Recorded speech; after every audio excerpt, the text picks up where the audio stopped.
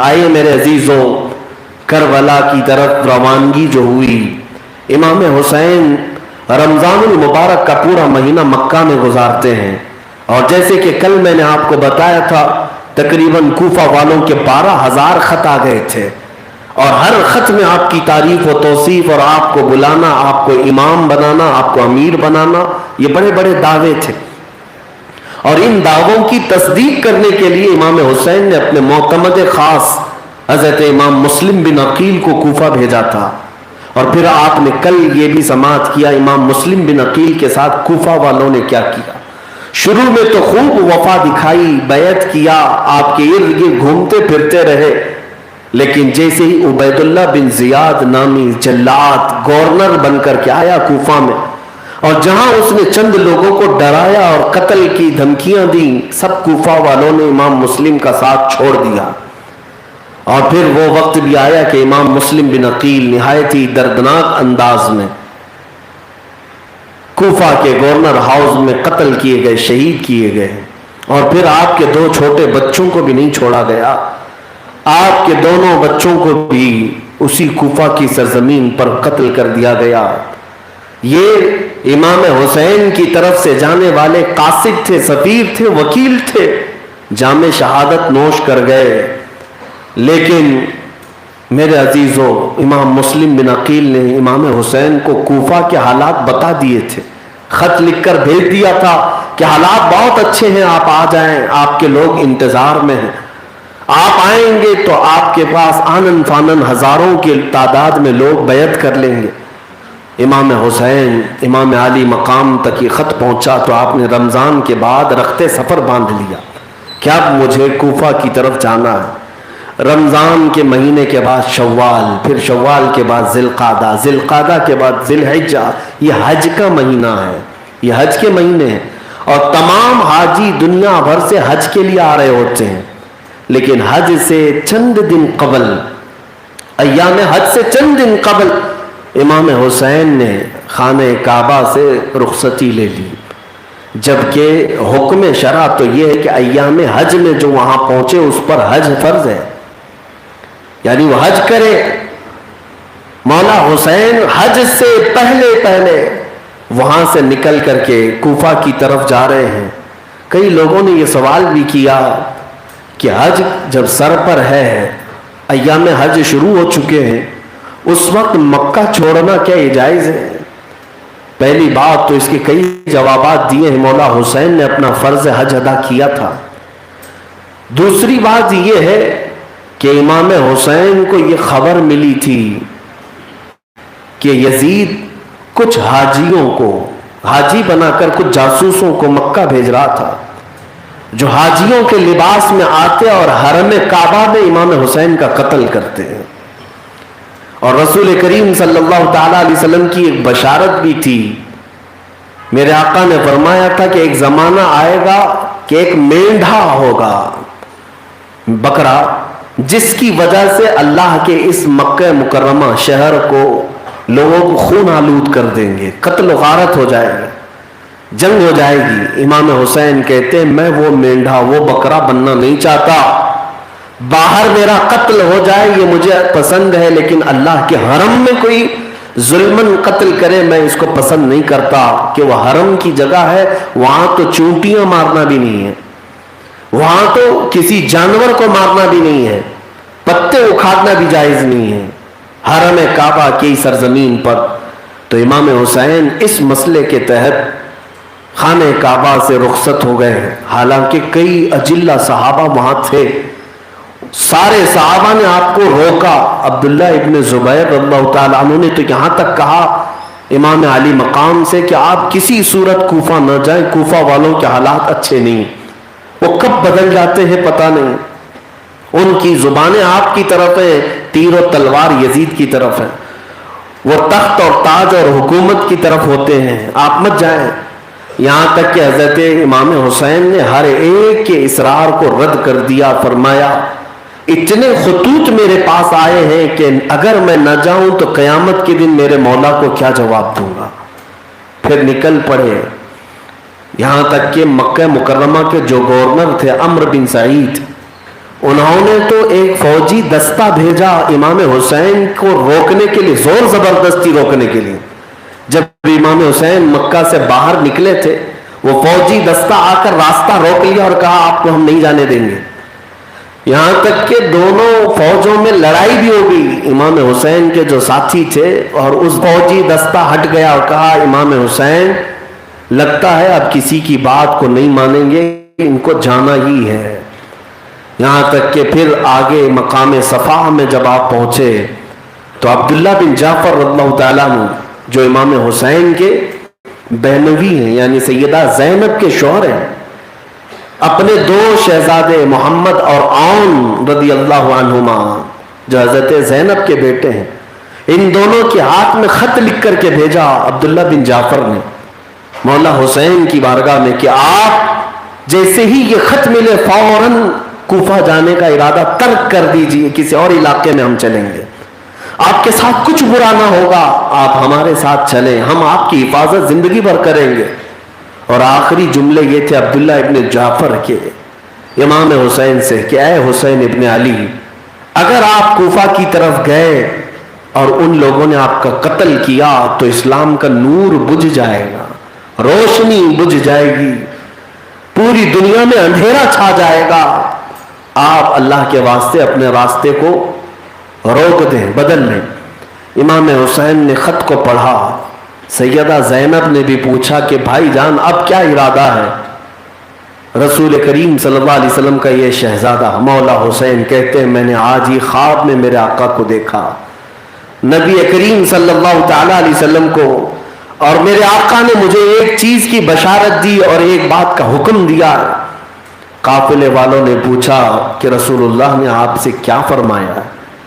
امام حسین نے فرمایا بس تم سفر کی تیاری کرو، میں اپنا خواب اس وقت تک نہیں بیان کروں گا جب تک میرے مولا سے ملاقات نہ کر لوں.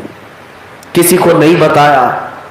مشیت ایزدی یہ تھی، رسول پاک صلی اللہ علیہ وسلم کی طرف سے اشارہ مولا حسین کو یہ ملا تھا کہ انہیں جانا ہی ہے سفر میں، اور وہ اس لیے نہیں کہ خود اپنے آپ کو ہلاکت میں ڈالنا ہے، بلکہ قیامت تک آنے والے مسلمانوں کو ایک درس دینا ہے کہ اگر اسلام پر سختیاں آئیں تو پھر خاندان نہیں دیکھا جائے گا، سجادگی نہیں دیکھی جائے گی، اپنی جان کا نذرانہ لے کر میدان میں اترنا ہوگا. یہ مولا حسین نے جو استقامت پیش کی، دیکھیں 1400 سال ہو گئے، ہر پیر، ہر مولوی، ہر عالم، ہر مفتی اسے بیان کرتا ہے کہ نہیں کرتا ہے؟ یہ بیان ہوتا رہے گا اور ہمارے پاس ایک آئیڈیل امام حسین کی زندگی باقی رہے گی. اگر اسی طرح چھپ چھپا کر کے کہیں بچ جاتے تو ہم بھی آج مصلحتوں کے راستے ہی ڈھونڈنے میں لگے رہتے. شہادت کو کون طلب کرتا؟ بہرحال امام حسین نکل پڑے. کئی منزلیں آپ نے طے کی. بیچ راستے میں زہیر بن قیم بجلی وہ حج کے سفر سے واپس آ رہے تھے، امام حسین کے ساتھ وہ بھی ہو لیے.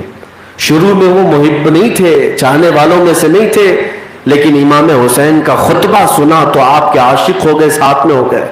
سفر میں دھیرے دھیرے کئی لوگ ساتھ ہوئے. ایک روایت میں 135 لوگوں کی تعداد بتائی گئی، ایک روایت میں 82 لوگ، جس میں 29 لوگ اہل بیت سے ہیں، خاندان سے ہیں، اور صحابہ بھی ہیں اس سفر میں. اور ان قافلوں میں صحابہ اکرام رضوان اللہ تعالی علیہ مجمعین، 5 بڑے صحابہ اکرام کا تذکرہ بھی ہے جو امام حسین کے ساتھ تھے. لوگ کہتے ہیں امام حسین اکیلے کیوں گئے؟ صحابہ تو تھے اس وقت، کوئی صحابی ان کے ساتھ کیوں نہیں گئے؟ تاریخ پتہ نہیں، ان عقل کے اندھوں کو امام حسین کے ساتھ صحابہ بھی موجود تھے. جتنے ساتھ ہو لیے وہ ساتھ چلے بھی گئے. اب پھر یہ سفر چلتا رہا. ایک مقام آیا جہاں پر آپ ابھی پہنچے تھے کہ عبید اللہ ابن زیاد کوفہ کے گورنر کی طرف سے ایک لشکر آیا جس کا سپہ سالار حر بن یزید تھا. یہ 1000 کا لشکر لے کر کے امام حسین کا راستہ روکنے کے لیے آیا. جب قریب آیا تو اس نے کہا کہ آپ کدھر کا رخ کر رہے ہیں؟ امام حسین نے کہا میں کوفہ کی طرف جا رہا ہوں. حر بن یزید نے نہایت ہی سخت جملوں میں کہا کیا آپ وہاں فتنہ مچانے کے لیے جا رہے ہیں؟ وقت کے امیر المومنین کے خلاف آپ نے بغاوت کر دی، خروج کیا ہے؟ امام حسین نے کہا ہرگز نہیں، میں خود سے آیا نہیں، مجھے بلایا گیا ہے، فلاں بن فلاں فلاں بن فلاں سب کے خط میرے پاس ہے، مہر کے ساتھ، دستخطوں کے ساتھ، مجھے بلایا گیا ہے، میں سفر کے لیے نکلا ہوں۔ حر بن یزید نے کہا مجھے تو حکم یہ ہے کہ میں آپ کے ساتھ رہوں، آپ کی نگرانی کروں، آپ کو کوفہ میں داخل ہونے نہ دوں۔ تو آپ کو کبھی اس طرف کے راستے کبھی اس طرف کے راستے لے کر چلتا۔ ایک مقام ایسا آیا جہاں پر مولا حسین نے پڑاؤ کیا، وہاں پر خیمے لگائے گئے، ظہر کا وقت تھا۔ امام حسین نے مؤذن سے کہا اذان دو، نماز پڑھیں گے۔ نماز کا جب وقت ہوا تو امام حسین نے حر بن یزید سے پوچھا تم بھی مسلمان ہو، نماز اپنی الگ پڑھو گے یا ہمارے ساتھ پڑھو گے؟ حر بن یزید نے کہا نہیں، جماعت ہوگی، آپ ہی امام ہوں گے، آپ ہی کی اقتداء میں نماز پڑھیں گے۔ امام حسین امامت کرتے رہے اور وہ دشمن جو راستہ روکنے کے لیے آئے وہ اقتداء کرتے رہے۔ اس سے ہی پتہ چلتا ہے اس زمانے میں بھی امام حسین ہی تھے، آج بھی حسین ہی امام ہے۔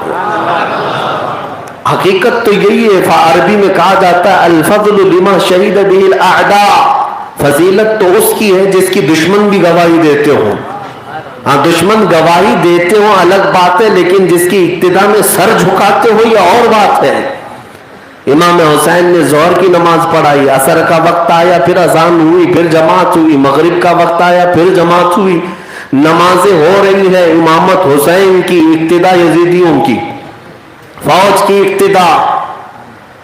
اور اسی لیے کہا گیا ہے حسینی بن کر کے تو دیکھو، مولا حسین کے سچے وفادار بن کے تو دیکھو کتنے یزیدی اقتداء کرتے ہیں۔ بہت سارے یزیدی آج بھی اقتداء کرتے ہیں، بس شرط یہ ہے کہ وفادار حسین ہو۔ امام حسین کے ساتھ یہ سفر چلتا رہا، ایک دن دو دن، یہ اب محرم کا مہینہ شروع ہو چکا تھا۔ پھر اس کے بعد امام حسین رضی اللہ تعالیٰ عنہ اپنے قافلے کو لے کر تقریباً 38 منزلیں طے کر چکے تھے۔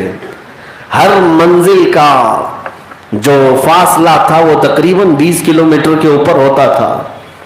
38 منزلیں طے کرنے کے بعد حر بن یزید کو ایک پیغام آیا کوفہ سے کہ حسین کا کیا مقصد ہے۔ اس نے پیغام میں جواب میں یہ دیا تھا کہ یہ کوفہ کی طرف آ رہے ہیں، تو قاصد واپس پھر یہ پیغام لے آیا کہ اب حسین کو نہ کوفہ کی طرف جانے دو، نہ مدینے کی طرف، نہ دمشق کی طرف، بلکہ کھلے میدان میں ایسی جگہ اتارو جہاں ان کے لیے، ان کے جانوروں کے لیے کوئی پانی بھی نہ ملے۔ حر بن یزید یہ مقام ڈھونڈتا رہا، پھر ایک میدان نظر آیا، چٹیل میدان۔ حر بن یزید نے مجبوراً پورے قافلے کو وہاں رکنے کا حکم دے دیا۔ امام حسین کے قافلے کا محاصرہ کر لیا گیا۔ امام حسین نے پوچھا کہ یہ کون سی جگہ ہے، یہاں ہمیں اترنے پر مجبور کر رہے ہو؟ تو لوگوں نے کہا ھذا موضع کربلا، یہ وہ جگہ ہے جسے کربلا کہا جاتا ہے۔ امام حسین نے فوراً اپنے گھوڑے کی پیٹھ سے اتر کر کے یہ فرمایا ھذا مناخ رکابنا ومحط رجالنا، یہ ہماری سواریوں کے باندھنے کی جگہ ہے، ومقتل رجالنا، یہ ہمارے قافلوں کی قیامگاہ ہے اور ہے ہمارے مردوں کی قتل گاہ ہے۔ کیونکہ میں نے اپنے بابا حیدر کرار علی مرتضیٰ سے سنا تھا کہ وہ ایک سفر سے لوٹ رہے تھے، ایک میدان میں انہوں نے قیام کیا تھا، وہاں پر رات کو خواب میں انہوں نے دیکھا جس میدان میں وہ سوئے تھے، کوئی فرشتہ آ کر کے حضرت علی سے کہہ رہا تھا علی تم اس میدان میں سوئے ہو جہاں چند سالوں کے بعد تمہارے عزیز بیٹے حسین کو قتل کیا جائے گا۔ امام حسین کو مولا علی نے یہ خبر دی تھی کہ وہ مقام کربلا کا ہے۔ میرے عزیزو یہ بشارتیں تو پہلے سے دی جا چکی ہیں، یہ پہلے سے طے تھا۔ امام حسین رضی اللہ تعالیٰ عنہ اتر گئے اور اپنے قافلے والوں کے خیمے لگائے گئے ہیں، لیکن سوئے اتفاق دیکھیں کہ کوئی بھی خیمہ پانی کے قریب نہیں ہے، کوئی اہم راستے کی طرف نہیں ہے، بلکہ انہیں ایک کونے کی طرف جکڑ دیا گیا ہے، اور بلکہ بہت ہی قریب میں دریائے فرات بھی ہے۔ دریائے فرات جس کو جنتی نہر کہا گیا ہے، اس کا نہایت میٹھا اور شیریں پانی بہت قریب تھا۔ آج بھی جو حضرات کربلا کی زیارت کیے ہوں گے وہ دیکھتے ہیں مولا حسین کے روضے سے چند ہی قدموں کے فاصلے پر آج بھی دریائے فرات بہہ رہا ہے، آج بھی وہ پانی بہہ رہا ہے، لیکن امام حسین کے قافلوں کی طرف نہیں تھا۔ حر بن یزید نے 1000 لشکر کے ساتھ پورا وہ دریائے فرات پر پہرا لگا دیا تھا۔ یہ دن شروع ہوئے تھے محرم کے، لیکن حر بن یزید بس بحث و تکرار میں ہی تھا، کوئی جنگ نہیں تھی۔ امام حسین کے ساتھیوں میں زہیر بن قیم تھے، حبیب ابن مظاہر تھے، مسلم بن اوسجہ الاسدی تھے، یہ بڑے بڑے لوگ، نامی گرامی لوگ تھے۔ کوفہ سے بھی کچھ لوگ امام حسین کے ساتھ ہو گئے تھے۔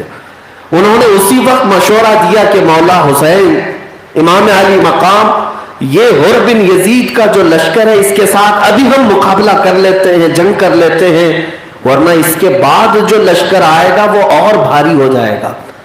یہ ہمارے لیے آسان ہے۔ 80 لوگ 1000 لوگوں سے لڑنے کے لیے تیار کھڑے تھے۔ امام حسین نے اس وقت منع کر دیا یہ کہہ کر کے کہ میں رسول اللہ کا بیٹا مسلمانوں میں جنگ کی ابتدا نہیں کرنا چاہتا، میری جانب سے ابتدا نہ ہونے پائے، میں جنگ کو شروع نہیں کرنا چاہتا۔ اسی طرح سے یہ معاملہ چلتا رہا، یہاں تک کہ پھر عمرو بن سعد ایک وہ شخص ہے جو امام حسین کا قبیلے کا بھی شخص ہے، اور حضرت سعد ابن ابی وقاص رضی اللہ تعالیٰ عنہ جو عشرہ مبشرہ میں سے صحابی رسول، ان کا بیٹا، 10 جنتی صحابہ میں جس کا نام ہے سعد ابن ابی وقاص، ان کا بیٹا عمرو بن سعد، اس کو 4000 کا لشکر دے کر کے ایران کی طرف بھیجا جا رہا تھا۔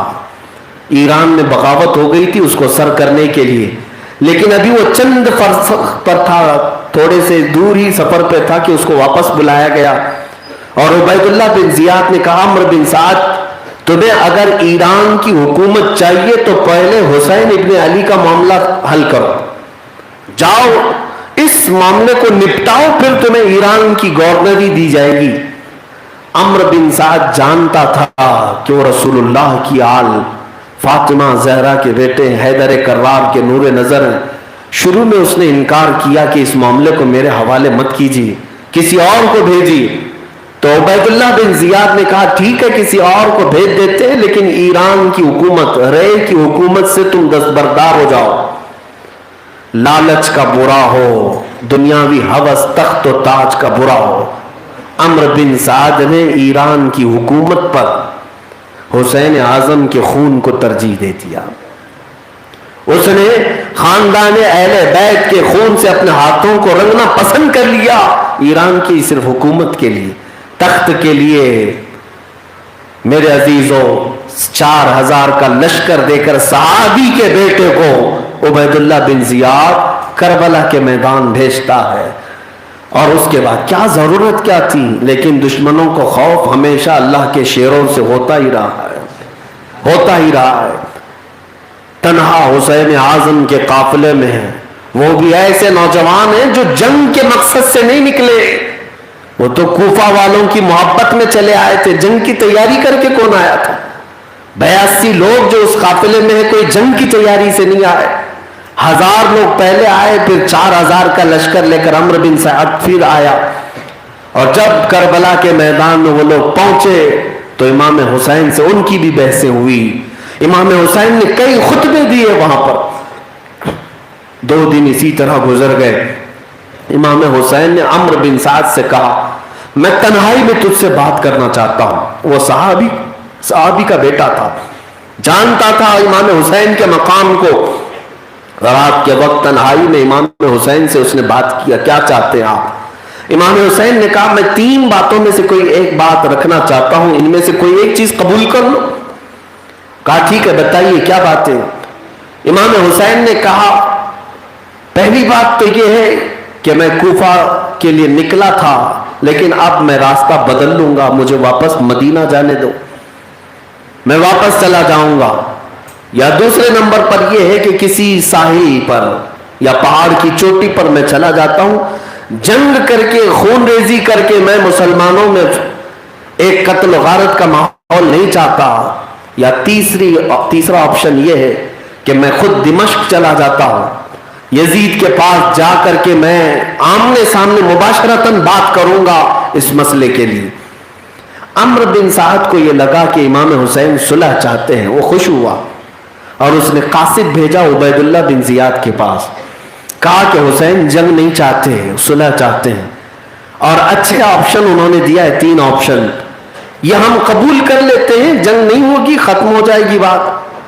تو قاصد آیا عبید اللہ بن زیاد کے پاس گورنر ہاؤس میں، جب یہ تینوں باتیں وہ بتا رہا تھا تو وہاں ایک نہایت ہی کمینہ خصلت شخص شمر ذی الجوشن، شمر نام کا ایک شخص بیٹھا تھا۔ اس نے جب یہ تینوں آپشن سنے، عبید اللہ بن زیاد سے کہا واللہ امیر کوفہ، اگر حسین یہاں سے واپس چلے گئے تو تیری ذلت ہوگی، وہ یہاں تک آ گئے، اب تو اپنی جانب سے شرط رکھ کہ ہم آپ کو اس وقت تک نہیں چھوڑیں گے جب تک آپ عبید اللہ بن زیاد کے بھی ہاتھ کو نہ چوم لیں، عبید اللہ بن زیاد کے ہاتھ میں بھی بیعت نہ کر لیں۔ یزید تو یزید، یہ زانی سے بھی، ولد الزنا سے بھی وہ بیعت کر لے۔ تو یہ شرط یہ شمر نے رکھ کر کے عبید اللہ بن زیاد کو چڑھایا اور کہا کہ اگر وہ صحیح سلامت لوٹ گئے تو ان کا غلبہ مانا جائے گا اور تیری شکست اور تیری ذلت ہوگی، ان کو یوں ہی لوٹنے نہ دینا۔ عبید اللہ بن زیاد شمر جیسے مشیر کی باتوں میں آ کر کہا تو سچ کہتا ہے۔ پھر اس کے بعد بقیہ تقریباً 12,000 کے قریب کا لشکر دے کر کے شمر کے حوالے کیا کہ تو جا اور اس معاملے کو سر کر کیا۔ شمر آیا عمرو بن سعد کے پاس، آ کر کے سیدھے اس نے کہا کہ میں نے سنا ہے کہ تو حسین سے دوستیاں بڑھا رہا ہے اور تو یزید کے خلاف ہونے والے اس مہم کو سر کرنے کی بجائے حسین کو راستہ چھوڑ رہا ہے نکلنے کا۔ تو عمرو بن سعد نے کہا کہ ظالم تو نے کیا کر دیا اس مسئلے کو؟ کہا میں نے عبید اللہ ابن زیاد سے یہ لکھوا لایا ہے کہ حسین اس وقت تک کربلا سے نہیں جا سکتے جب تک امیر کوفہ ابن زیاد کے ہاتھ پر بھی بیعت نہ کر لیں۔ عمرو بن سعد نے کہا تو نے ایسی شرط رکھی ہے کہ سورج زمین پر آ جائے تب بھی حسین عبید اللہ بن زیاد کے ہاتھ پر بیعت نہیں کر سکتے، وہ حیدر کرار کا خون ہے، وہ فاطمہ کا بیٹا ہے۔ یہ کون کہہ رہا ہے؟ دشمن کے خیمے سے کہہ رہا ہے۔ وہ اتنے غیرت مند ہے کہ عبید اللہ ابن زیاد جیسے شخص کے ہاتھ پر تو کبھی نہیں بیعت کر سکتے، تو نے ایسی شرط جان بوجھ کر رکھی تاکہ ان کا خون ہو جائے۔ تو عمرو بن سعد ابھی بھی چاہتا تو الگ ہو سکتا تھا، لیکن شمر نے پھر یہ کہا اچھا تمہارے دل میں اگر ان کی محبت ہے تو یہ 4,000 کا لشکر بھی جو تم پہلے لے آئے تھے میرے حوالے کر دو، مجھے سپہ سالار مانو، اور یا تو تم کوفہ واپس چلے جاؤ یا تو پھر ایران کی حکومت لینے کے لیے تیار ہو۔ پھر لالچ نے غلبہ کیا، ہوس حرص غالب آئی۔ عمرو بن سعد نے کہا نہیں، میں یہ 4,000 کا لشکر تیرے حوالے بھی نہیں کروں گا اور صلح بھی نہیں کروں گا، اور تو گواہ رہے گا پہلا تیر میری طرف سے چلے گا۔ صحابی رسول کا بیٹا ہے۔ میرے عزیزوں کبھی یہ مت سمجھ لینا کہ بہت پرہیزگار کے بیٹے ہو، بہت پرہیزگار تم بھی ہو، شیطان کب تمہارے اوپر غالب آتا ہے، کب تمہارا تقوی بھسم کرتا ہے پتہ بھی نہیں چلے گا۔ بڑے بڑوں کے ساتھ اس دنیا نے کھیل رچایا، ایمان بھی ختم کر دیا۔ اس لیے الرٹ رہو، ہمیشہ الرٹ رہو۔ بہتوں کو ہم نے دیکھا ہے۔ عمرو بن سعد نے اس کے بعد واپس امام حسین کی دشمنی کا اعلان کر دیا۔ اب 8ویں محرم تھی، اس وقت سے پانی بند کر دیا گیا تھا، پہرا لگا کر سختیاں کر دی گئیں، بیچ بیچ میں وہ پانی پیا کرتے تھے۔ امام حسین پر جب یہ 8ویں محرم کو پانی بند کر دیا گیا تھا تب آپ نے ایک عظیم خطبہ دیا تھا، اس خطبے کو عربی میں پڑھے تو آنکھوں سے آنسو آ جاتے ہیں. پورے میدان کے لوگوں کو جمع کر کے آپ نے خود کہا تھا, اے لوگوں, کیا تم میرے نسب کو نہیں جانتے؟ کیا تم نے رسول اللہ کی وہ حدیث نہیں سنی کہ میرے آقا نے فرمایا الحسن والحسین سیدا شباب اہل الجنہ, حسن اور حسین جنتی جوانوں کے سردار ہیں. اے لوگوں, تم نے کیا میرے نبی سے وہ حدیث نہیں سنی کہ اے اللہ, میں حسن و حسین سے محبت کرتا ہوں, تو بھی محبت فرما, اور جو ان سے محبت کرے ان سے بھی محبت فرما. اے لوگوں, کیا تم میرے نسب کے بارے میں نہیں جانتے کہ میں فاطمہ زہرا کا بیٹا ہوں, علی ابن ابی طالب کا نور نظر ہوں, حیدر کرار کا بیٹا ہوں, رسول اللہ کا وہ نواسا ہوں جو کبھی ان کے کندھوں پر مدینے میں سواری کیا کرتا تھا. خطبے میں آپ نے اتنے کلمات کہے کہ آپ کے قافلے کے لوگ رو پڑے ہیں, اور بعض یزیدیوں کے دل بھی دہل گئے. لیکن جیسے ہی اس خطبے کا اثر ہونے لگا تو کوفیوں میں کوہرام مچ گیا. سبوں نے کہا کہ یہ ان کی باتوں میں آ کر کے کہیں یہ پوری کی پوری یزیدی فوج ادھر نہ چلی جائے. لیکن اللہ جس کو ہدایت دے وہ کہیں پر بھی ہدایت دے, اور جسے گمراہ کرنا چاہے وہ کعبے میں رکھ کر کے بھی گمراہ کرے. ہوا ایسی ہی 8ویں محرم کو حر بن یزید الریاحی, جو 1000 کا لشکر لے کر سب سے پہلے راستہ روکنے کے لیے آیا تھا, اس نے جب دیکھا مولا حسین کے خطبے کو اور ان کی شرطوں کو تو وہ خود کوفیوں کے لشکر میں ببانگ دہل کہنے لگا, اے کوفیوں, حسین کی طرف سے دیے جانے والے یہ آپشن کیا تمہیں پسند نہیں؟ ان کی طرف سے دیے جانے والے اختیارات تم نہیں لینا چاہتے ہو؟ عمرو بن سعد سے بات کیا, شمر سے بات کیا, تو دونوں نے کہا حر, تم سپہ سالار نہیں ہو, ہم سپہ سالار ہیں, ہم جس طرح فیصلہ کریں گے تمہیں اطاعت کرنی ہوگی. یہ یزید کا حکم ہے, عبید اللہ ابن زیاد کا حکم ہے. حر بن یزید کو جب انہوں نے جواب دیا تو حر بن یزید نے پکار کر کہا, تمہاری سپہ سالاری, تمہاری شرطیں تمہارے منہ پر میں مارتا ہوں, میں حسین ابن علی کے پاس جاتا ہوں, اس لیے کہ میں اپنی آنکھوں سے آج اس میدان میں دیکھ رہا ہوں کہ حق کا چاند حسین کے ساتھ ہے, حق حسین کے ساتھ ہے. اور یہ کہتے ہوئے وہ اپنی تھوڑی سی فوج اور اپنے بیٹوں کے ساتھ امام حسین کے خیمے میں آ گئے اور کہا, مولا حسین, آپ اپنی غلامی میں قبول فرما لیں. غلطی میری ہے کہ میں آپ کا راستہ روکا, آپ کے ساتھ شروع میں میں نے سختیاں کی, اب مجھے احساس ہو گیا ہے کہ میں نے کس عظیم ذات کو روکا تھا, کس عظیم ذات کے لیے میں رکاوٹ بنا تھا. آپ اگر معاف کریں تو میں آپ کے ساتھ ہی رہوں گا زندگی بھر. امام حسین, وہ لجپال گھرانہ, وہ سخی گھرانہ, میرے مصطفیٰ کریم صلی اللہ تعالی علیہ وسلم کی سخاوت لیا ہوا شہزادہ, فوراً کہتا ہے, حر بن یزید, تمہارے بارے میں ہمارے دل میں کوئی بات نہیں, کوئی بات نہیں, ہم نے تمہیں اللہ اس کے رسول کے لیے معاف کیا. یہ قافلے کے ساتھ حر بن یزید بھی مولا حسین کی غلامی میں آ گئے.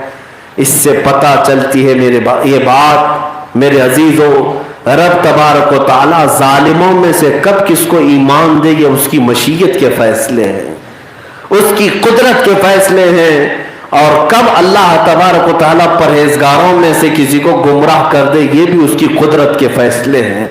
ہم نے دیکھا ہے ہر زمانے میں یزید کی فوج سے نکل کر کے حسین ابن علی کی بیعت کرنے والے بھی دیکھا, اور اس کے بعد ہم نے یہ بھی دیکھا ہے بغداد کو پوری طرح سے تباہ کرنے والے تتاری کعبہ مکرمہ کے پاسبان بھی بن گئے, حرم کعبہ میں اذان دینے والے بھی بن گئے, اور دوبارہ بغداد کی شان و شوکت کو دوبالا کرنے والے بھی وہی تاتاری تھے.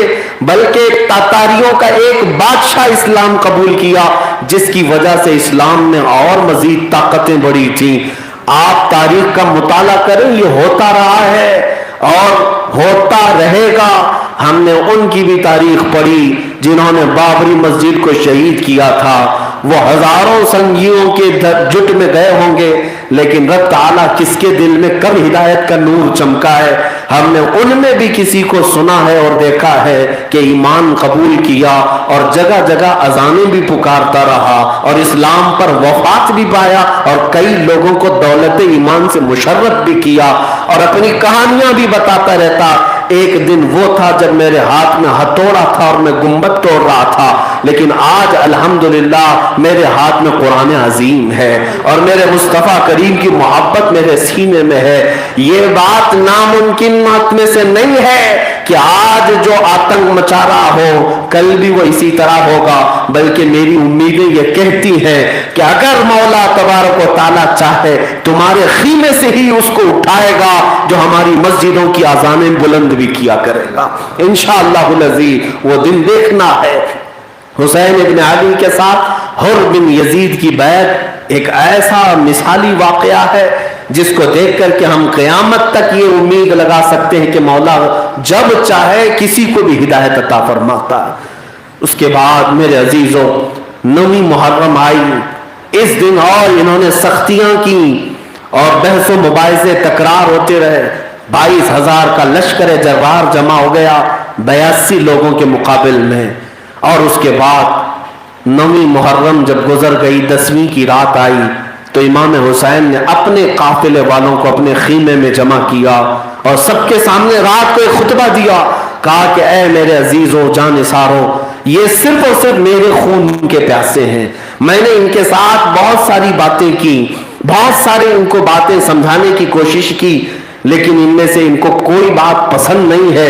मुझे ये लगता है कि ये सिर्फ मेरे खून के प्यासे हैं, लिहाजा तुम में से जो मेरे साथी हैं वो उठ जाएं।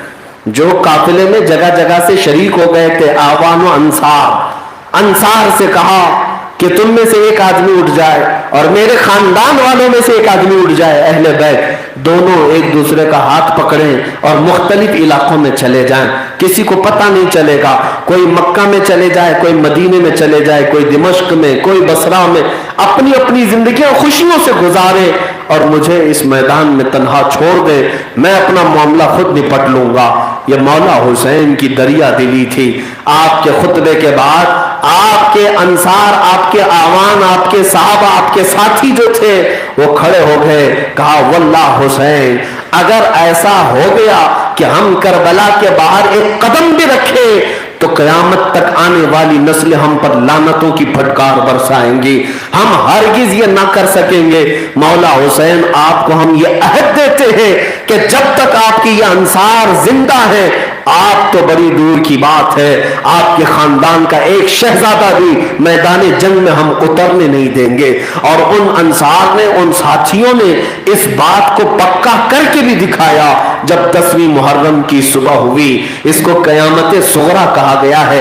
करबला के मैदान में जब ये 10वीं मुहर्रम आशूरा का दिन जिसे कहते हैं, जुमा का दिन था, इत्तेफाक है वो जुमा का दिन है, आशूरा है, 10वीं मुहर्रम है और 3 दिन की प्यास और भूख की शिद्दत भी सताई जा रही है। रात भर मौला हुसैन ने इबादत में गुजारा है और सुबह उठ करके जब आप खड़े हुए हैं तो बाहर खीमे के देखा कि वहां सफे लगी हुई हैं, परचम लहरा रहे हैं और यजीदी सिपह सालार अपने सिपाहियों को तरबियत दे रहे हैं कि तीर किस तरफ से चलाए जाएं, किस तरफ से लड़ाइयां होंगी, किस तरफ से रेज़े मारे जाएंगे, तलवारें चलाई जाएंगी। इमाम हुसैन ने देखा और उसके बाद कहा अब तो ये आखिरी मकाम तक पहुंच चुके हैं, यानी अब जंग ही करना चाहते हैं। इमाम हुसैन फिर से अपने घर वालों को 10वीं मुहर्रम को जमा करते हैं, फिर कहते हैं तुम अगर चाहो तो अभी अपना रास्ता बदल लो, तुम चले जाओ, मैं इनके साथ निपट लूंगा। लेकिन एक भी साथी आपकी तरफ से जाने को तैयार नहीं हुआ। फिर ये सुबह के बाद ही से मामला शुरू हुए। अम्र बिन साद जो साहबी का बेटा है, उबैदुल्लाह इब्ने जियाद की तरफ से 4000 का लश्कर लेकर जो आया था, पहला तीर खीमे हुसैन की तरफ चलाता है और जंग का ऐलान करता है। कहता है तुम में से अगर कोई पहलवान हो तो आओ, हम अपने पहलवानों को भेजते हैं, ये के बाद दीगरे मुकाबला होगा। उसके ऐलान के बाद लोगों में ये बात भी पता चल गई कि खीमे हुसैन की तरफ आने वाला पहला तीर अम्र बिन साद की तरफ से था। मुसलमानों में जंग छेड़ने वाला मुसलमान ही था। قتل کی ابتدا کرنے والے یزیدیوں کی طرف سے تھے۔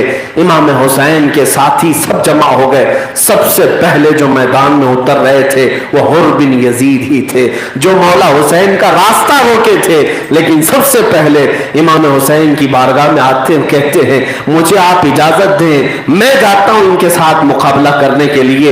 حر بن یزید جو یزید کی فوج کی طرف سے آئے ہوئے تھے، لیکن اب مولا حسین کی طرف سے مجاہد اسلام بن کر لڑنے کے لیے نکلے، اور جب گھوڑا لے کر اپنا ان یزیدیوں کی طرف سے آئے اور انہیں للکارا، ان کی ماں کو، ان کے باپوں کو پکار کر کہا کہ اگر تم اپنے ماں باپ کی آنکھوں کی ٹھنڈک بننا چاہتے تو کاش حسین کے تلووں کو دیکھ لیتے، کاش اس نسب کو دیکھ لیتے، تمہیں روح کا بھی اور دل کا بھی سکون ملتا۔ ان کی باتیں اس قدر سخت تھی کہ انہوں نے کوفیوں کو ان کی اوقات یاد دلا دی، انہیں اتنے تانے مارے کہ وہ آگ بگولا ہو گئے۔ پھر حضرت حر کے ساتھ جو لڑائی ہوئی، بہت سخت لڑائی ہوئی، میں نے تاریخ میں آج پڑھا، پتا چلا وہ تنہا حر بن یزید تھے جنہوں نے 120 یزیدیوں کو موت کے گھاٹ اتارا تھا۔ ایک شیر جس کو صرف ایک دن کی نسبت حاصل ہوئی حسین سے، ہاں اندازہ کرو، جس کو ایک دن کی نسبت حاصل ہوئی ہو وہ 120 کو موت کے گھاٹ اتار سکتا ہے، اور جس کے جسم میں خون حسین دوڑ رہا ہو وہ یقیناً پوری دنیا پر بھاری ہے۔ کربلا کا میدان یا اہل بیت کے امتحان کا میدان تھا، اگر انہیں جوہر دکھانا ہوتا تو پھر دنیا کا کوئی پہلوان ان کے سامنے کھڑا نہیں ہو سکتا تھا، اس لیے کہ جن کے گھر میں 9 سال کی عمر میں حیدر کرار کو میرے آقا نے یہ دعا دی تھی کہ مولا اس کے بازوؤں میں طاقت عطا فرما، اس کی ٹانگوں کو مضبوط فرما۔ تم نے کیا تاریخ نہیں پڑھی ہے؟ خیبر کا قلعہ فتح کرنے کے بعد وہ پھاٹک، وہ دروازہ جس کو اس زمانے کے 40 صحابہ نہیں اٹھا پاتے، تنہا علی مرتضیٰ نے ایک ہاتھ سے اٹھا کر پھینک دیا تھا۔ فاتح خیبر وہ مولا علی کرم اللہ وجہہ الکریم جس کی طاقت کا کون اندازہ کر سکے گا۔ سچ کہا جس نے بھی کہا لا فتح الا علی لا سیف الا ذوالفقار، شیر مرداں شیر یزداں قوت پروردگار، لا فتح الا علی لا سیف الا ذوالفقار، کوئی جوان ہے ہی نہیں سوائے حیدر کرار کے۔ شیر کا مطلب یہ ہوتا ہے، شیر کا مطلب یہ ہوتا ہے کہ دنیا میں کوئی جوان ہے ہی نہیں سوائے علی کے، اور کوئی تلوار ہے ہی نہیں سوائے ذوالفقار کے۔ حیدر کرار کی تلوار کا نام ذوالفقار ہے۔ اس گھر میں پرورش پانے والا وہ حسین ابن علی، اس خاندان کی عظمت کو کروڑوں صلا، وہ تو امتحان دینے کے لیے گئے تھے، طاقت ہی دکھانا ہوتا نہ جانے کتنے سمندر اپنی مٹھیوں میں سمو لیتے، طاقت ہی دکھانا ہوتا، اور طاقت کا ایک جلوہ بھی دیکھنا ہو تو اجمیر کی دھرتی پر جا کر دیکھو، اسی حسین کا بیٹا کئی 100 سالوں بعد آ کر ان ظالم پاکھنڈیوں کو دکھایا تھا کہ جب حسین کا بیٹا 800 سال کے بعد اپنی مٹھی میں انا ساگر کو جمع کر سکتا ہے تو میرا بابا حسین پوری فرات کو کیوں نہیں جمع کر سکتا۔ یہ ان کے امتحان کی گھڑی تھی، کربلا ان کے امتحان کا وقت تھا، طاقت اور زور آزمائی کا نہیں۔ بہرحال میرے عزیز حر بن یزید کی اس جوان مردی کو دیکھ کر میں آج اش اش کرتا ہوں کہ ایک گھوڑے پر بیٹھا ہوا تنہا آدمی 120 کو کیسے مار سکتا ہے۔ میں نے بہت سوچا تو پتا چلا کہ رب تعالیٰ کی جب حمایت حاصل ہو جائے تو 120 کیا 1000 بھی آئے تو وہ کاغذی شیر ہے، بلبلے کی طرح اڑ ہی سکتے ہیں، زیادہ کچھ نہیں ہوگا۔ اللہ کریم جس کی مدد کے لیے آئے، اور ہم نے ایسے کاغذ کے سانپ بھی بہت دیکھے، کاغذ کے شیر بھی بہت دیکھے۔ حیدر کرار کا شیر ہونا اور ہے، خاندان رسول کا شیر ہونا اور ہے، اور ڈرائنگ روم کا شیر ہونا اور ہے۔ میرے عزیزو، حر بن یزید لڑتے لڑتے جام شہادت نوش فرما گئے۔ زہیر بن قیم جو راستے میں امام حسین کے ساتھ آئے تھے وہ میدان میں آئے، اور انہوں نے اپنی طاقت کے اعتبار سے بھرپور لڑائیاں کی اور جام شہادت نوش کیا۔ مسلم بن اوسجہ اسدی صحابی رسول ہیں، حضرت حبیب ابن مظاہر یہ آئے، یہ بھی کربلا میں شہید ہونے والے 5 صحابہ کا نام میں عرض کرتا ہوں. انس بن حارث رضی اللہ تعالیٰ، یہ صحابی رسول ہیں. اور حضرت حبیب ابن مزاحم، حضرت مسلم بن اوسجہ اسدی رضی اللہ تعالیٰ عنہ، اور حضرت ہانی بن عروہ جو امام مسلم کے ساتھ کوفہ میں قتل ہوئے تھے، وہ بھی صحابی رسول تھے. اور 5ویں حضرت عبداللہ بن بختر حمیری رضی اللہ تعالیٰ عنہ. یہ 5 صحابہ ہیں جو مولا حسین کی رفاقت میں شہید ہوئے.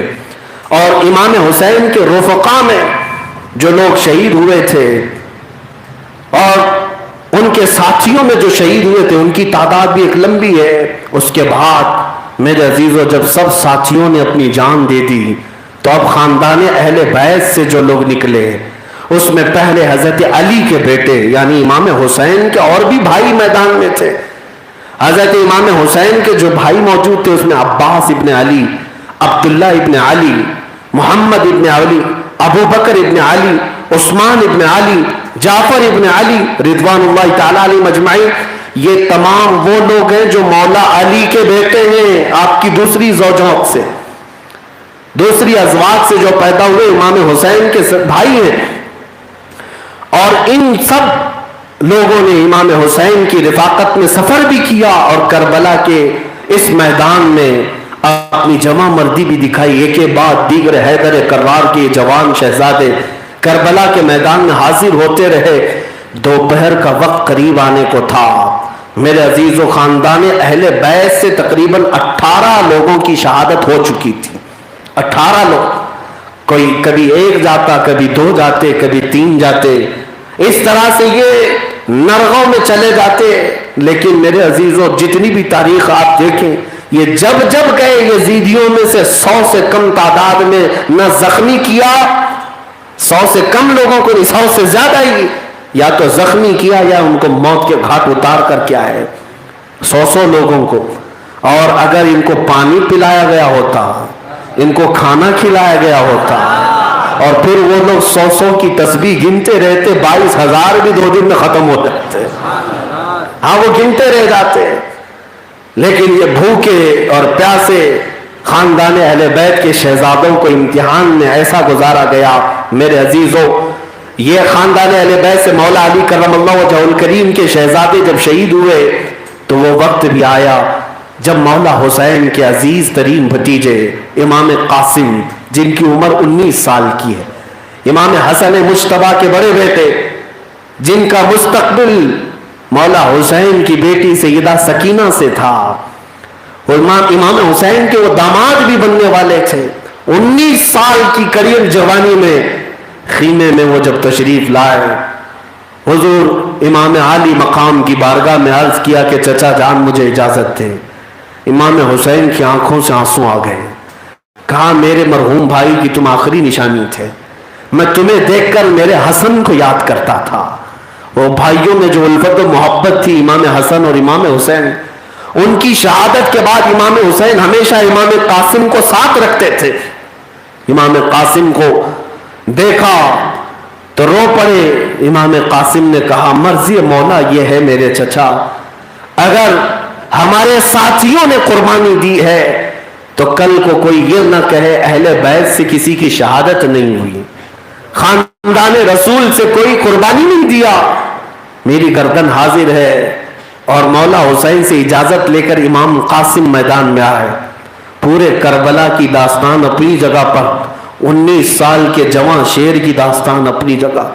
یہ رجزی اشعار جو پڑھتے تھے، کئی لوگوں کے اندر کھلبلی مچ جاتی. پکارا کوئی کوفیوں میں ایسا ہے جو یہ اعلان کرے انا الذی سمتنی حیدرا، انا الذی سمتنی امی حیدرا؟ کوئی ہے کوفیوں میں جو یہ اعلان کرے کہ میری ماں نے میرا نام حیدر رکھا ہے؟ کسی کے پاس جواب نہیں تھا. وہ تو امام قاسم کے پاس ہی تھا کہ وہ علی مرتضیٰ گنگناتے تھے کہ میں وہ ہوں کہ میری ماں نے میرا نام حیدر رکھا ہے. حیدر کا مطلب جانتے ہو؟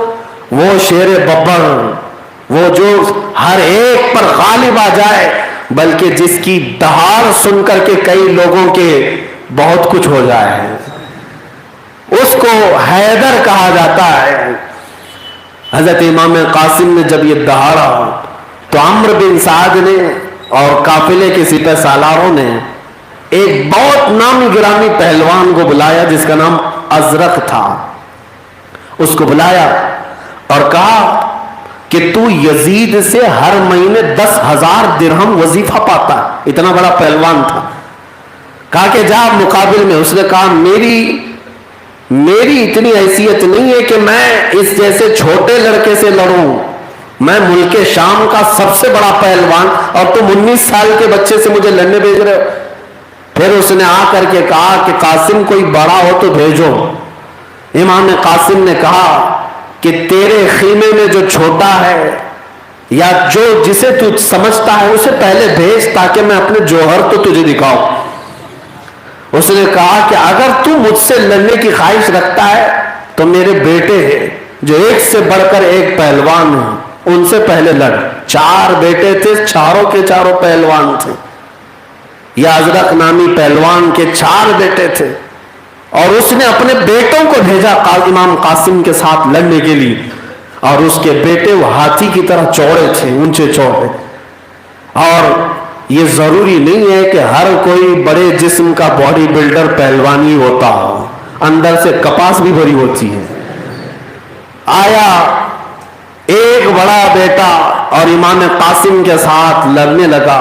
امام قاسم کے اندر وہ پھرتیلا پن تھا کہ کوفہ کے لوگ جنہوں نے جنگ کے مناظر کو روایت کیا ہے وہ کہتے ہیں کہ امام قاسم جب گھوڑے پر اپنی پشت بدلتے تھے تو ایسا لگتا تھا جیسے آسمان پر بجلی چمک رہی ہے. وہ اپنی تلوار کو لہراتے ہوئے جب گھوڑے کو ادھر سے ادھر کرتے تو اتنی تیزی تھی کہ بجلی کی طرح تیزی, اور منٹ نہیں گزرے کہ اس کا سر زمین پر لے آیا. ایک بیٹا گیا, دوسرا آیا, دوسرے کو موت کے گھاٹ اتارا. تیسرا آیا, تھوڑی سی بھی زیادہ دیر نہیں گزری, تیسرا بھی موت کے گھاٹ اترا. چوتھا آیا, چوتھا بھی. 4 کو انہوں نے گاجر مولی کی طرح کاٹ دیا تھا. 19 سال کا جوان اب للکارنے لگا, کہاں ہے ازرق؟ اس پہلوان کو بلاؤ جو 10,000 درہم یزید سے کھاتا ہے. میرے عزیزوں, 10,000 کھانے والا 3 دن کے بھوکے شیر کے سامنے کیا مقابلہ کرتا. اسی لیے ہم کہتے ہیں بہت نیتاؤں سے مت کھاؤ, طاقت چلی جائے گی. وقت کے ظالم یزیدیوں کے ساتھ بہت نذرانے مت لو, روحانیت مر جائے گی, ایمان ختم ہو جاتا ہے. تم پیل پیکر ہو جاؤ, باڈی بلڈر ہو جاؤ, لیکن کھاتے کہاں سے ہو اس کا بھی اثر ہوتا ہے.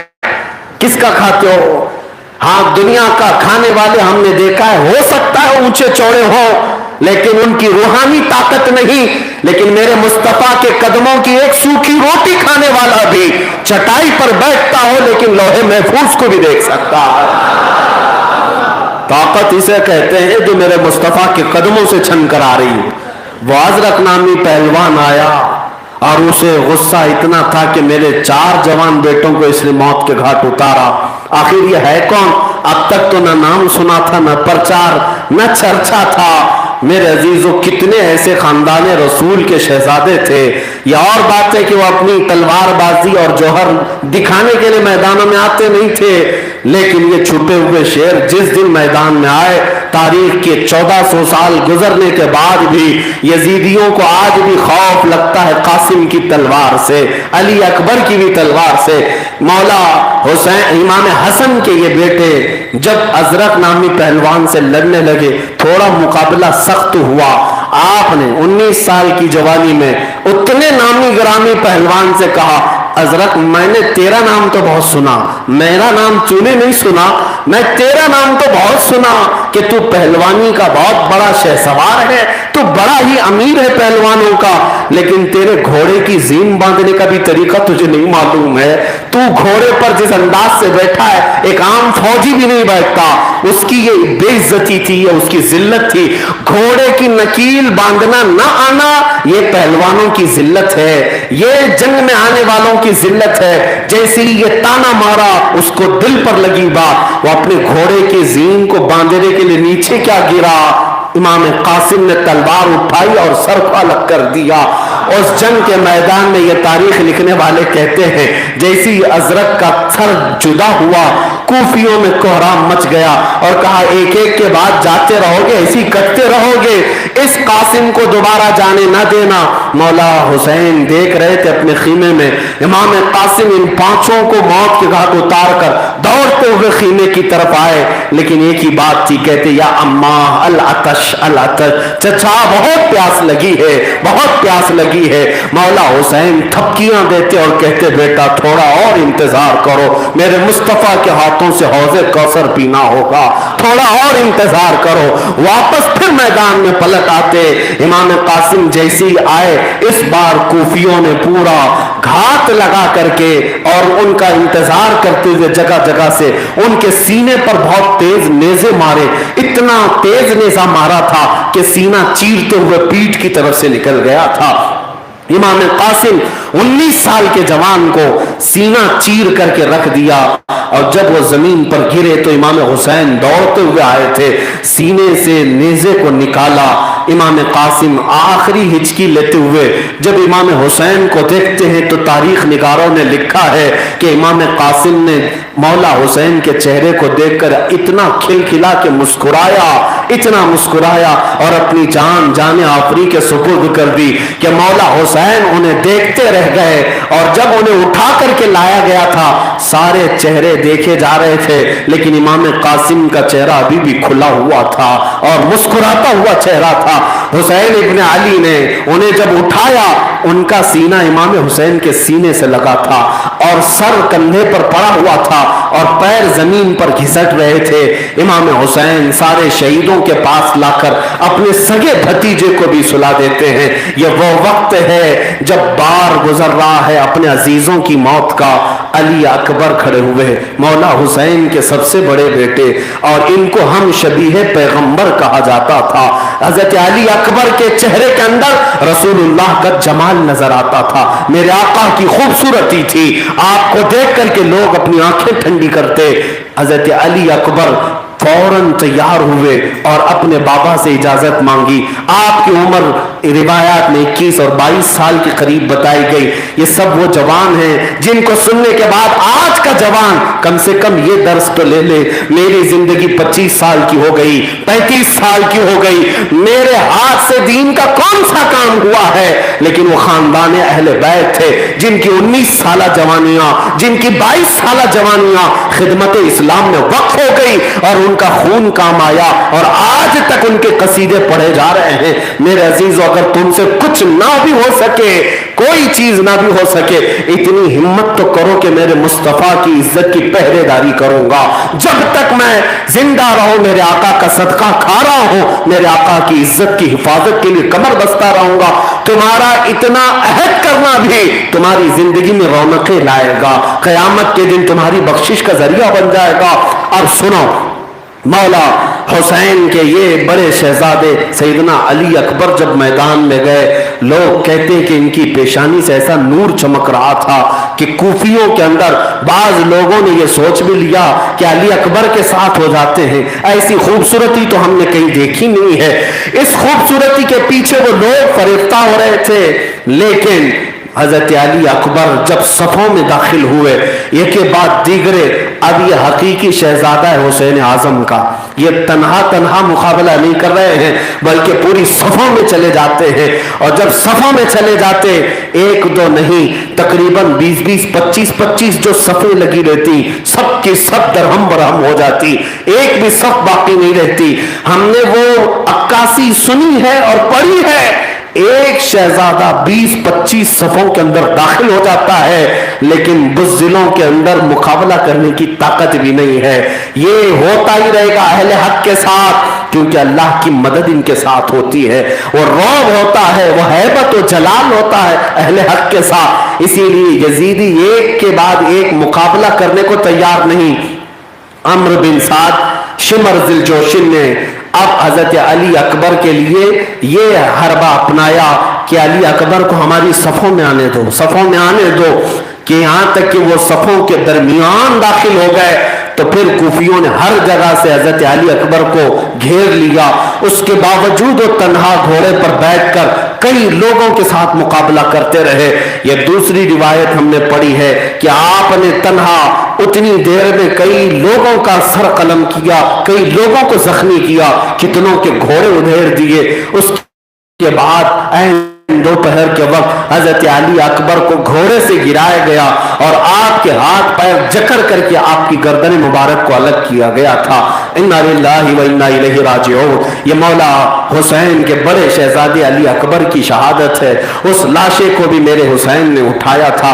अब वो मंजर भी करीब था जब बीबी सकीना अपने चचा अब्बास अलमबरदार से कहने लगी कि चचा, इससे पहले तो जब भी हमने आपसे कुछ मांगा है हमेशा आपने हमें दे दिया, हमने पानी आज मांगा है, 2 दिन हो गए हमें पानी क्यों नहीं मिलता? क्या ऐ चचा जान आप कोशिश करेंगे तो पानी के चंद कतरे फुरात से नहीं मिल सकते? ये नन्ही सकीना जिसकी उम्र 9 साल की है, अब्बास अलमबरदार जिनकी उम्र 36 साल है, करबला के मैदान में हुसैन आजम के सगे भाई हैं, हैदर कर्रार के बेटे हैं। हजरत अब्बास से अपनी भतीजी का गम देखा न गया, खड़े हो गए, कहा मैं मशकेज़ा भरकर लाता हूं, सकीना तुझे पिला दूंगा। आप निकल पड़े अपना घोड़ा लेकर। शुरू में कुछ सिपाहियों को भी साथ ले लिया और इस कदर तेजी से घोड़ा दौड़ाते हुए फुरात तक पहुंच गए कि दरियाए फुरात से आपने पानी भी भर लिया, मशकेज़ा भी भर लिया और यहां तक कि 2 दिन का प्यासा तो वो खुद भी थे। हजरत अब्बास पानी लबालब भरा हुआ दरिया का बह रहा था। चुल्लू भर करके आपने सोचा हलक को ठंडा कर लूं, पानी पी लूं। और मशकेज़ा हमारा तो हाल यही है, अगर कोई पानी मंगवाए तो हम पहले पानी पी लेंगे फिर दूसरे को पानी पिलाएं। पानी अगर नजर आ गया तो अपनी प्यास बुझाए। हजरत अब्बास ने चुल्लू में पानी तो उठाया, लेकिन जैसे ही इमाम हुसैन की याद आई, बीबी सकीना की याद आई, चुल्लू फेंक दिया पानी का। मुझ पर पानी हराम है कि अगर मैंने हुसैन को पानी नहीं पिलाया, बीबी सकीना को नहीं पिलाया और खुद पी लिया तो क़यामत के दिन मैं क्या जवाब दूंगा सैयदा कायनात को, फातिमा ज़हरा को। आपने वो चुल्लू पानी का फेंक दिया, मशकेज़ा भर तो लिया। अब खुशी खुशी खीमे की तरफ लौट रहे थे।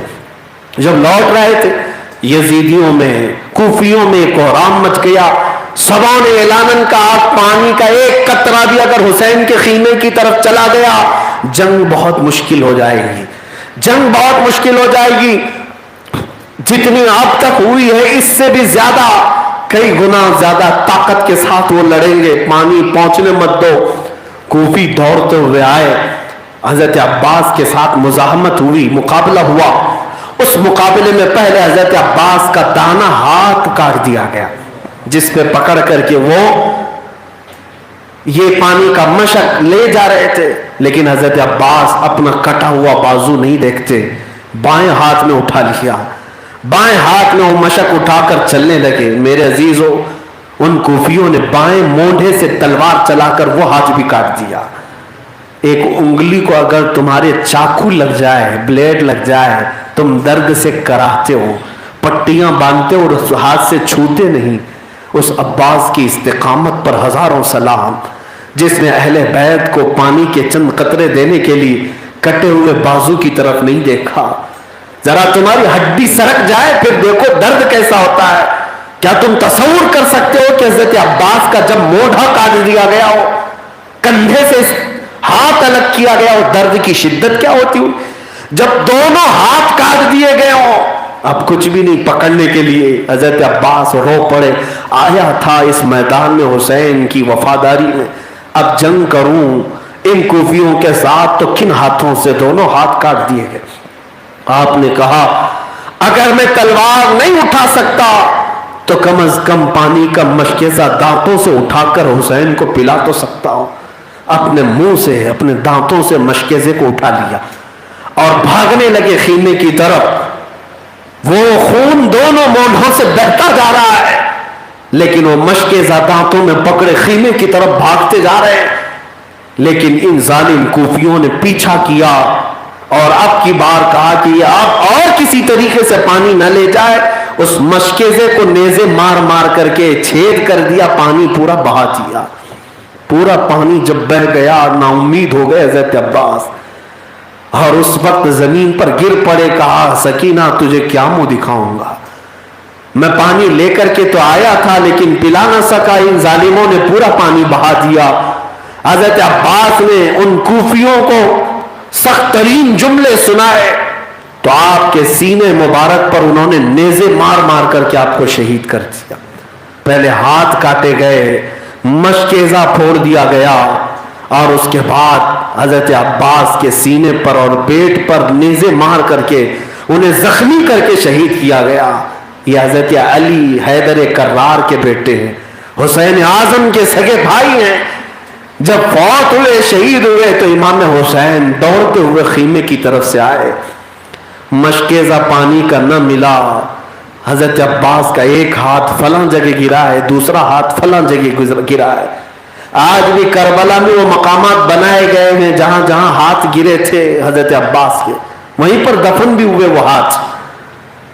الکف الیمنا الکف الیسرا لکھا ہوا بھی ہے. وہ دائیں ہاتھ بائیں ہاتھ جہاں گرا. حضرت عباس جب آخری سانسیں لے رہے تھے, امام حسین آئے اور سر مبارک کو اٹھا کر کے گود میں رکھا, تو حضرت عباس اس دن کہہ رہے تھے, حسین اعظم مجھے معاف کر دیں, مجھے معاف کر دیں. آپ کی وفاداری کا حق ادا نہ کر سکا, آپ کی حمایت کا حق ادا نہ کر سکا, میں پانی کا ایک بوند بھی آپ کی بیٹی کو پلا نہ سکا. حضرت حسین ابھی ان سے کہہ ہی رہے تھے کہ انہوں نے آخری ہچکیاں لے لی, جام شہادت نوش فرمایا. یہ حضرت عباس کی شہادت پر 56 سالہ امام علی مقام امام حسین کھڑے ہوتے ہیں, اپنی کمر پر ہاتھ رکھ کر یوں کہتے ہیں ایک تاریخی جملہ, الآن انکسر ظہری, اے اللہ اب میری ریڑھ کی ہڈی ٹوٹ گئی, اب میری کمر کی ہڈی ٹوٹ گئی. حضرت عباس کی شہادت نے امام حسین کو بہت مغموم کر دیا. وہ اپنے بیٹوں کی شہادت تو دیکھ رہے تھے, لیکن اپنے بھائی کی شہادت پر یہ جملہ کہا, میری ریڑھ کی ہڈی ٹوٹ گئی. لیکن حقیقت یہ بتاؤ تو امام حسین کا کیا کیا نہیں ٹوٹا ہوگا. میں کبھی کبھار سوچتا ہوں کہ امام حسین اگر رونا چاہیں تو کس کس پر روئیں, کس لاش پر روئیں؟ بیٹے کی لاش پر, بھتیجے کی لاش پر, بھائی کی لاش پر, یا پھر اپنے اصحاب کی لاش پر, یا بیویوں کی بے بسی پر؟ امام حسین حضرت عباس کو بھی شہیدوں میں لا کر جمع کیے, تھکے ہارے تھے, این دوپہر کا وقت چل رہا ہے, کڑی دھوپ بھی ہے. خیمے سے ایک بی بی نے کہا, 6 ماہ کے علی اصغر کی پیاس کی شدت کی وجہ سے دودھ ماؤں کے سینوں سے سوکھ چکا ہے. حضرت امام حسین کو ان کی اہلیہ نے بچہ دے کر کہا, شاید یہ بچہ یزیدیوں کو دکھائیں تو رحم آ جائے. چھوٹے بچوں پر دنیا رحم کرتی ہے, عورتوں پر اور بچوں پر لوگ دیکھ کر کے رحم کھاتے ہیں, ترس کھاتے ہیں. میرے سینے کا دودھ سوکھ گیا, بچے کا حلق سخت ہو گیا ہے, حلق سخت ہو گیا ہے, اسے چند قطرے شاید وہ پانی پلا دیں. اپنی خاتون کی بات سن کر مولا حسین اپنے بچے کو لے کر آئے تھے فرات کے کنارے.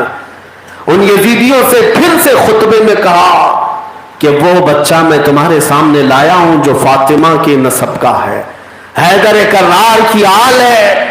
تمہاری دشمنی مجھ سے ہے, مقابلہ مجھ سے ہے, بچوں سے تو نہیں. یہ دیکھو میرا ننھا بچہ یہ تلوار نہیں اٹھا سکتا, تیر نہیں چلا سکتا, اس کے حلق کو تر کر دو, اسے چند قطرے پانی کے پلاؤ. شقی القلب بدبخت یزیدیوں پر ان باتوں کا کوئی اثر نہ ہوا. ایک ظالم یزیدی نے تیز تیر چلایا, حضرت علی اصغر کی گردن پر آ کر لگا. حلق پر تیر ایسا آ کر پیوست ہو گیا. 6 مہینے کے بچے کے حلق میں جب تیر چلا جائے, باپ کیا بلبلاتا نہیں ہے؟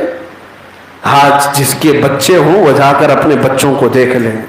ہم اپنے بچوں کا بخار برداشت نہیں کر پاتے. ہم نے دیکھا ہے ہمارا بیٹا جب بخار زدہ ہو تو ہمیں رات بھر نیند نہیں آتی. ہماری ننھی بیٹی اگر سردی اور کھانسی سے رات کو جاگے تو ہمیں بے قراری ہوتی ہے. میں نے دیکھا تھا ہمارے بچے کو ایک بار انگلی کٹی تھی, پوری روح میں جلن ہونے لگ گئی, جسم میں پورا جسم بے قابو تھا. ڈاکٹر جب ٹاکے لگا رہا ہو, بچہ رو رہا تھا, برداشت سے باہر تھا. ہم یہ سوچ رہے تھے کہ کاش میں یہاں سامنے نہ ہوتا, میرے بچے کے رونے کی آواز نہیں سنتا. بچہ روتا تھا, تڑپ ہوتی تھی, میں نے یاد کیا مولا حسین اس دن جب آپ کی گود میں 6 ماہ کا بچہ اور سیدھے اس کے حلق میں تیر پیوست ہو گیا اور خون کا فوارہ اچھل کر حسین کے چہرے پر آ کر لگا، تب امام حسین پر کیا گزری ہوگی. بچہ رو بھی نہ سکا، آواز بھی نہ نکال سکا. روتے روتے کوئی انتقال کر جاتا، شہید ہوتا، لیکن اس بچے کو رونے کی بھی مہلت نہیں دی گئی، آواز نکالنے کی بھی فرصت نہیں دی گئی. ایک بار ہچکی لیا بچہ، آنکھیں چوڑی کیا، اپنے باپ کو دیکھتے ہوئے روح پرواز کر گئی.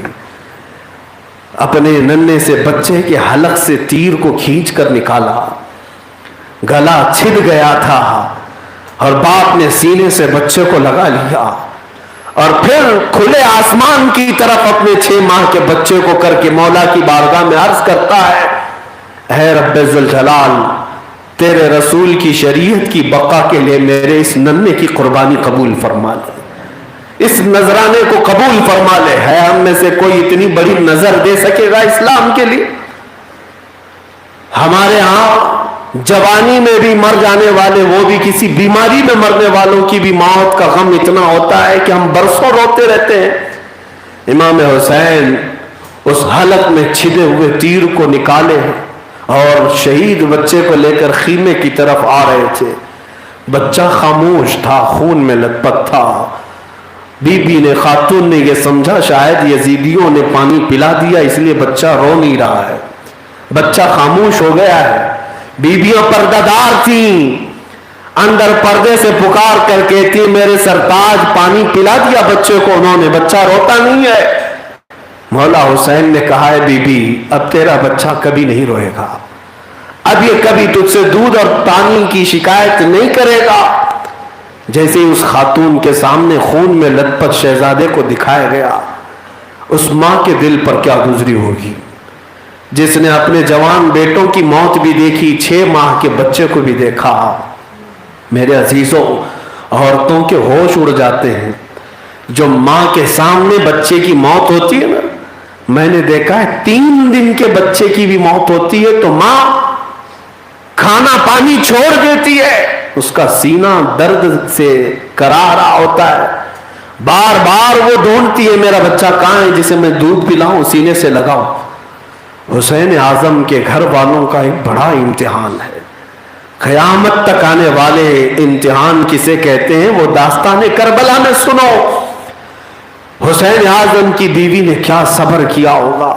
شہید علی اصغر کو مولا حسین نے شہیدوں میں رکھ دیا، خاندان کے بڑے چھوٹے جتنے مرد تھے سب شہید ہو گئے، کوئی باقی نہیں رہا. بیٹے بھی، بھائی بھی، بھتیجے بھی اور دوست و احباب بھی. خاندان کی عورتوں میں صرف اب کوئی باقی تھا تو امام زین العابدین جو امام حسین کے درمیانی بیٹے تھے لیکن بیمار تھے، بیماری میں ہی اٹھ کر کے آ گئے. کہا بابا جان مجھے اجازت دے، میں بھی جاتا ہوں، جہاں میرے بڑے بھائیوں نے مقابلہ کیا میں بھی جاتا ہوں. امام حسین نے بیمار زین العابدین کو سینے سے لگایا اور کہا اے میرے بیٹے اگر تو بھی جائے گا تو میری نسل کس سے چلے گی اور میرے بعد میری بیویوں اور میری بیٹیوں کا کون محافظ ہوگا، لہذا تو نہ جا، اب میری باری ہے. رسول اللہ کے اس عظیم شہزادے کی باری تھی. امام زین العابدین کو بٹھا دیا گیا.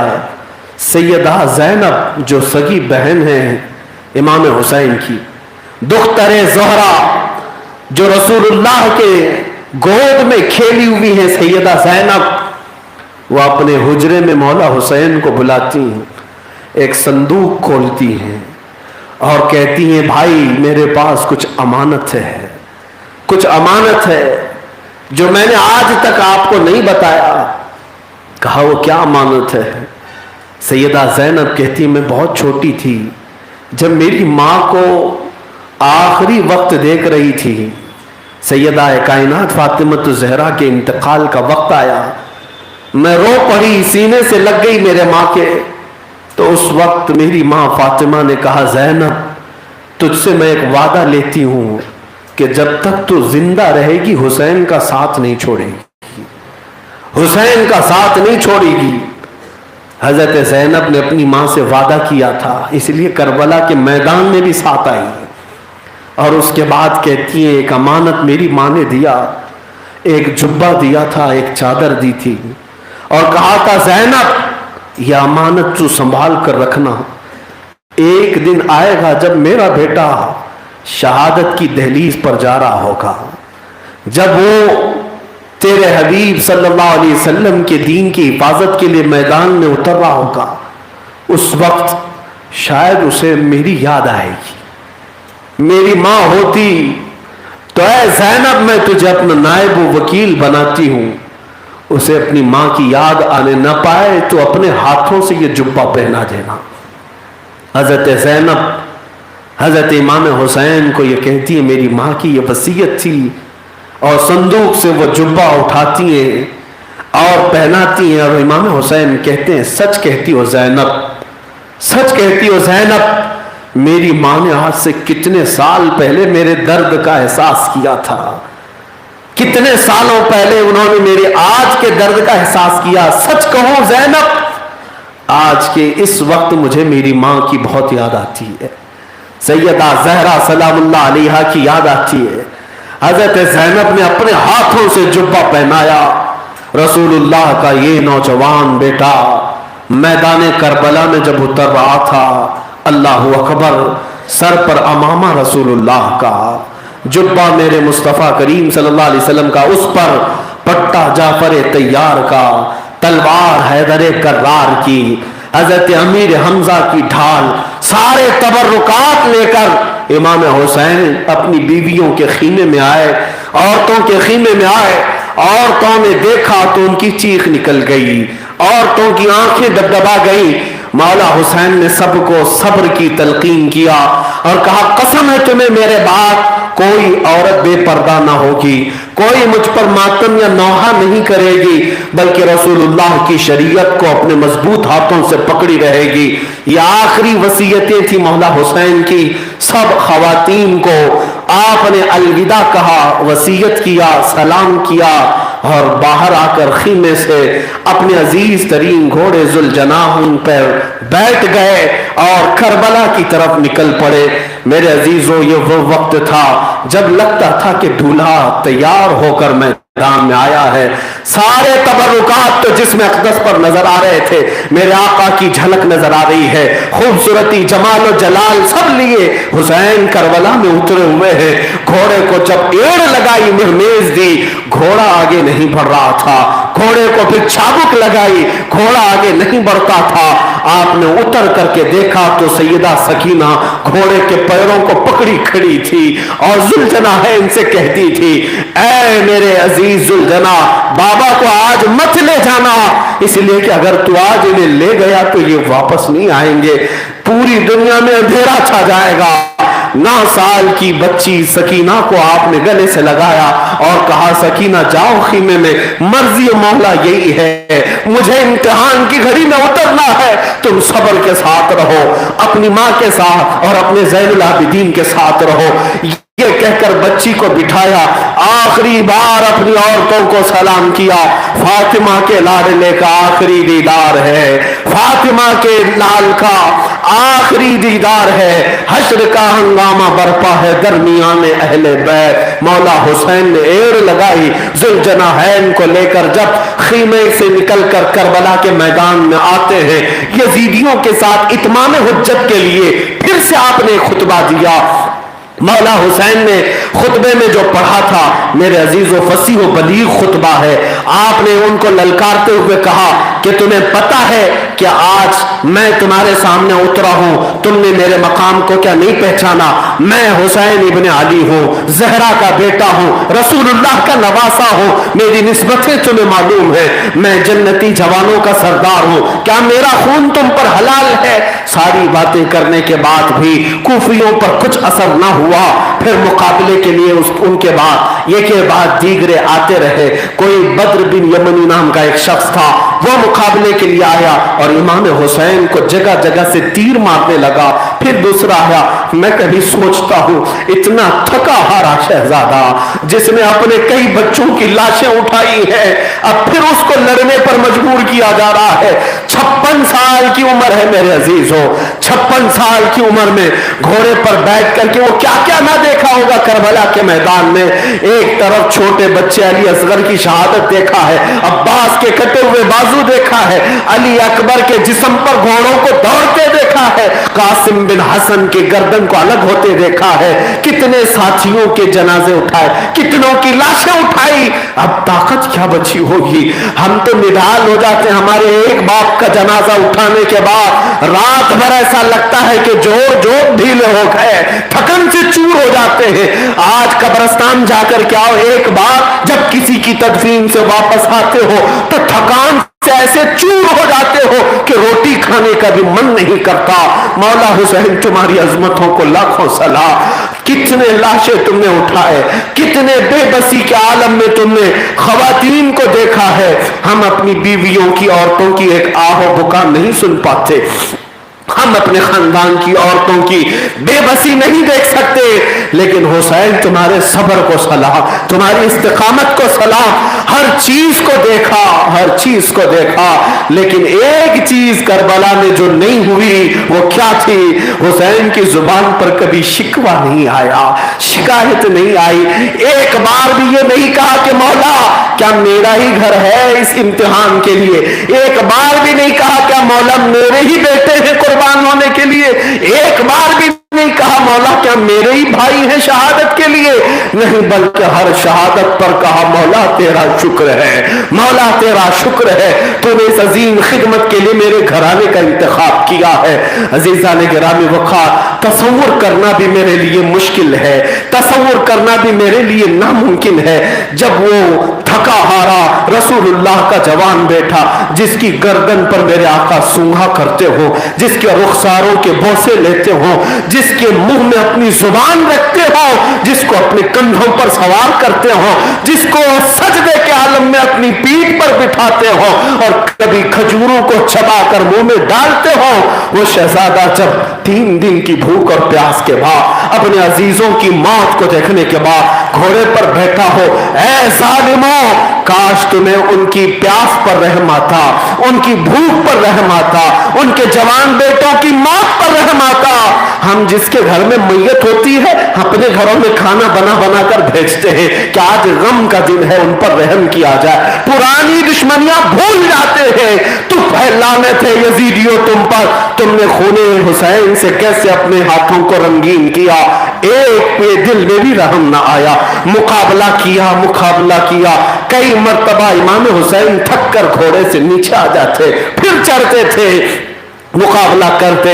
लेकिन आपने एक बात होने नहीं दिया कि कभी कोई तारीख लिखने वाला यह न कहे हैदर कर्रार का बेटा यजीदियों से डर गया था, खीमे में छुप गया था या मैदान से भाग गया था। नहीं, तन्हा हुसैन 250 लोगों की, 250 लोगों के मुहासरे में कभी दाएं कभी बाएं, कभी सामने कभी पीछे पलट पलट करके हमला करते थे, इसलिए कि उनके बाप का नाम कर्रार था। कर्रार कहते हैं पलट करके हमला करने वाले को। और हुसैन ने वो जौहर करबला में दिखाए थे, कोई सामने से आए, कोई पीछे से आए, कोई दाएं से आए, कोई बाएं से आए। तारीख निगारों ने लिखा है कई मिनटों तक, कई घंटों तक, शायद हो सकता है सातें बढ़ गई हो, मुकाबला करते रहे। लेकिन मेरे अजीजों ऐसा नहीं है कि जख्मी नहीं हुए। इमाम हुसैन के पूरे जिस्म पर कभी दाएं से, कभी बाएं से, कभी पेट पर, कभी पीठ पर, कभी रानों पर, कभी पिंडलियों पर तीर आते थे, चुभते थे, निकालने तक की फुर्सत नहीं थी। जिस्म से तीर निकालने की फुर्सत नहीं थी। तकरीबन 72 तीर आपके जिस्म मुबारक पर लगे हुए थे। 72 तीरों से जिस्म मुबारक को छेद दिया गया था। सुराख हर जगह, खून हर जगह से रिस रहा है, कोई जगह जिसमें अथर पर बाकी नहीं। फिर भी तलवार उठाए मुकाबला करते रहे। थक गए, थक गए, बहुत थक गए। किस किस बात पर थके होंगे ये कहना भी मुश्किल है। मैं कह तो रहा हूं मेरे अजीज, वो रोते तो किस बात पर रोते? वो रोते हैं तो अली असगर पर रोते या अली अकबर पर रोते, वो कासिम पर रोते कि अब्बास पर रोते, या बीबी ज़ैनब की बेबसी पर रोते, या अपनी बीवियों पर रोते, किस पर रोते? कभी कभार गमों के पहाड़ ऐसे आ जाए कि किस पर रोए समझ में ना आए। मौला हुसैन का ये वो वक्त था, ज़ोहर का वक्त करीब है, बल्कि वो जुमा का दिन है। शायद इस दिन आपको पता होगा पूरी दुनिया के मुसलमान खुतबा जुमा पढ़ रहे होते हैं, सुन रहे होते हैं, और जुमा के खुतबे में मौला हुसैन को पर भी और उनके नाना पर भी दुरूद भेजा जा रहा है। हर खुतबे को पढ़ने वाला खतीब रसूलुल्लाह के कसीदे पढ़ रहा होगा, लेकिन करबला के मैदान में उस रसूल के शहजादे पर तलवारें, तीर और नेज़े बरसाए जा रहे हैं। वह अजीब दिन रहा होगा, एक तरफ खुतबों की आवाज और एक तरफ हुसैन के खून से रंगीन तलवारें जो सनसना रही हैं। हुसैन आजम अपने घोड़े से नीचे की तरफ आ गए, जमीन की तरफ से आ गए, और जैसे ही आप जमीन पर आ गिरे तो जालिमों ने देखा कि अब ये थकान से चूर है, मुकाबला कर नहीं सकता। जबकि इमाम हुसैन ने उस भूख के आलम में और जख्मों के आलम में कई लोगों को फना फिन्नार किया है, कई लोगों को मौत के घाट उतारा है। इसीलिए मैं कहता हूं हुसैनी वो होता है जो आसानी से किसी के हाथ में नहीं आता, जाएगा दुनिया से लेकिन दूसरों को मजा चखा करके जाएगा। हुसैनी वही होता है। इमाम हुसैन जब जमीन पर आ गिरे तो शिमर जिल जोशन जो खबीसुन नफ्स है और खोली बिन यजीद जो खबीसुन नफ्स है, ये खानदानी खबीस लोग थे, फौरन झपट पड़े और मौला हुसैन की रान पर एक पैर रख करके चढ़ गया और एक ने पीठ पर अपना कदम रखा, और जैसे ही मौला हुसैन सजदे के आलम में चले गए थे, सजदे के आलम में चले गए, इन जालिमों ने मेरे उस रसूल पाक के शहजादे का सर मुबारक अलग कर दिया। इन्ना लिल्लाहि व इन्ना इलैहि राजिऊन। तू न होता तो न रह जाती सदाकत ऐ हुसैन, कलमे शहादत है, कलमे तौहीद है तेरी शहादत ऐ हुसैन। लाखों सलाम तुम्हारे उस खून पर, लाखों सलाम तुम्हारी तुरबत अनवर पर, हुसैन आजम तुम्हारे हर लम्हे पर करोड़ों दुरूद व सलाम। और दुनिया भर के मुसलमान आज तुम्हें खिराज अकीदत पेश करते हैं। मौला हुसैन, तुमने जो करबला में कर दिखाया वो क़यामत तक आने वाले करोड़ों लोग भी तुम्हारी एक उंगली के बराबर भी शहादत नहीं दे सकेंगे। आज हमारी जानें निछावर हैं उस शहीद करबला की बारगाह में, उनकी औलाद पर, उनके खून पर, उनके रेगजारों पर। बल्कि मैं कसम खाकर कहता हूं रब्बे जुल जलाल हमें तौफीक अता करे तो मौला हुसैन के कदमों से लगने वाली खाक पर, उन रेत के सर्रों पर भी हम अपनी गर्दन निछावर करने को अपनी सआदत समझते।